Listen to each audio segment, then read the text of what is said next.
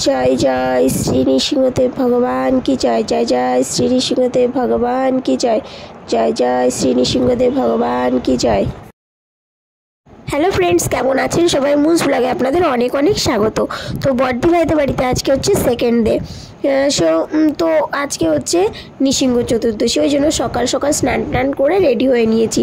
আর পুগলুকে এখানে ছেড়ে দিয়েছি। আর ও কী করছে, এই ডয়ারগুলো সব সময় এরকম বদমাইশি করে টেনে টেনে খুলছে।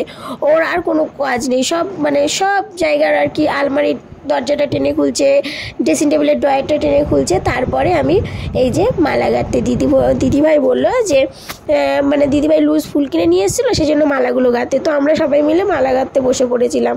তো ফুলের মালা সুন্দর আমি আর কি গোলাপ ফুলের পাপড়ি আর পাতা দিয়ে সুন্দর এরকম করে মালাটা গাঁথছিলাম। আমার মালাটা না খুব সুন্দর হয়েছিল।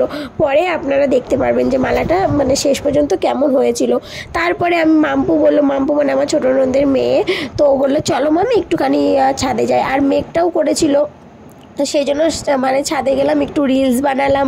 আর বাবান এদিকে খেলছে। আর সবথেকে ভালো একটা জিনিস দেখাবো, কি সুন্দর লাগছে এই জিনিসটা, এত ভালো লেগেছিল আমার, না খুব ভালো লাগছিল আর কি দেখতে। আর মাম্পু এদিকে গান খুঁজছিল যে কোন গানে করবে রিলসটা। আর এদিকে এই যে জিনিসটার কথা বলছিলাম, এই যে একটা ছোট্ট গাছে সুন্দর লেবুটা হয়েছে, লেবুটা হয়ে আবার পেকেও গেছে, সুন্দর লাগছিল দেখতে, খুবই ভালো লাগছিল আমার, খুব দেখে খুব আনন্দ লাগছিল। আর এই যে নারকেল পাতাগুলো সুন্দর হালকা হাওয়ার সঙ্গে এই যে দুলে দুলে বেড়াচ্ছিল। যদি গাছ হতাম তাহলে আমিও এরকম দুলতে পারতাম, এরকম একটা ফিল হচ্ছিল। আর বাবান ছাদের থেকে যে ফুলগুলো তুলে নিয়েছে, আমি ওকে বকলাম যে বাবা এগুলো তোলে না। আর এদিকে যে বদ্দি ভাই সন্ধ্যায় ভগবানকে কি আর কি দেবে ভগবানকে, সেগুলোই আর কি রেডি করছিল। এখানে কেকটা করছিল দিদিভাই, কেকটা খুব সুন্দর করে ডিজাইন করে আর কি করছিল।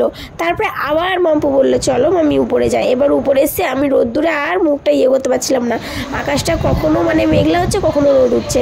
তো এই যে সন্ধ্যা হয়ে গেছে। আর এদিকে বদ্দি ভাই সব সুন্দর করে আর কি ভগবানকে আরতি করার জন্য আয়না টায়না, দুধ, ঘি, মধু, গঙ্গা জল সব কিছু, ধূপ ধুনো সব কিছু রেডি করে নিয়েছে। আমাদের আর কি মায়াপুরে অভিষেকটা শুরু হলেই তারপরে দিদিভাই এখানে অভিষেকটা শুরু করবে। তো আমরা সকাল থেকে সবাই না খেয়ে একদম নির্জলা উপোস করেছি। সন্ধ্যায় ভগবানের অভিষেক করার পর, ভগবানকে ভোগ লাগানোর পরেই তারপরে আমরা আর কি একাদশীর প্রসাদটা পাবো।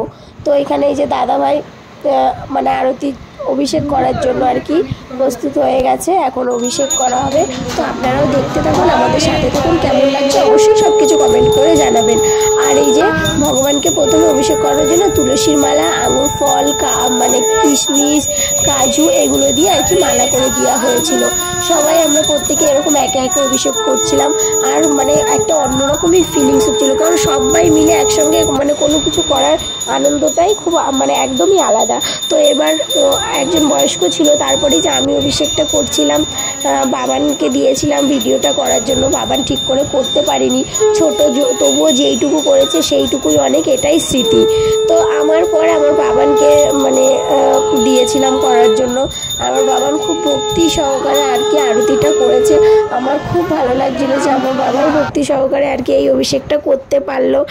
সবসময় তো আমরা বাড়িতেই করতে পারি না, বদ্দি ভাইদের বাড়িতে গেছিলাম দেখে নৃসিংহদেবের অভিষেকটা আর কি নৃসিংহ চতুর্দশীটা আর কি পালন করতে পারলাম। আমার খুব ভালো লাগছিল, বাবানও খুব সুন্দরভাবে করেছে। তারপরে সবাইকে অভিষেক করানোর পরে তখন দিদি ভাই নিজে আর কি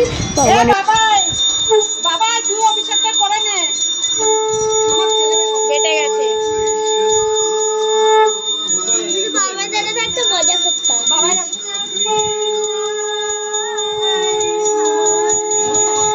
কেটে দিয়েছে।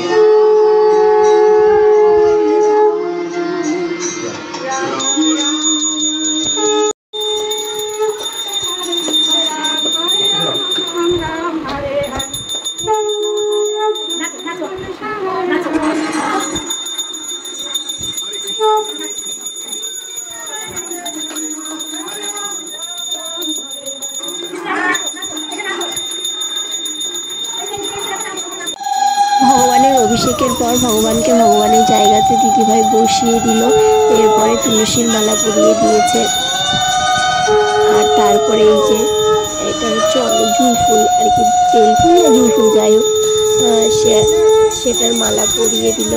এরপরে এই যে আমি তৈরি করেছিলাম এরকম রজনীগন্ধা, গোলাপ ফুল আর গোলাপ ফুলের পাপড়ি দিয়ে এরকম একটা সুন্দর করে আর কি মালাটা গেঁথেছিলাম সেইটা। তারপরে তো ভগবানকে দেখতে অপরূপ